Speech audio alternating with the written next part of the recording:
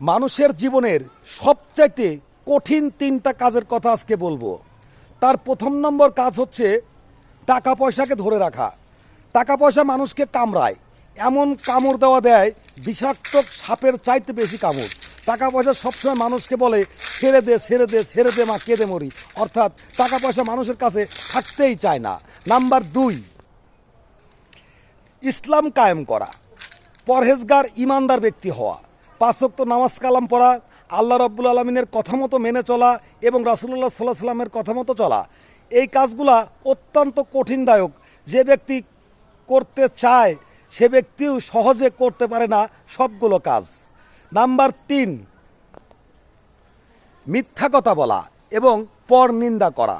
মিথ্যা কথা না বলে মানুষ কেন যেন থাকতেই পারে না, আর অন্যের নিন্দা এর কথা ওর কাছে না বললে তাদের বোধ হয় পেটের ভাতটাই হজম হয় না। এই হলো পৃথিবীর মানুষের বর্তমান অবস্থা, কিন্তু সব মানুষ কিন্তু এক না।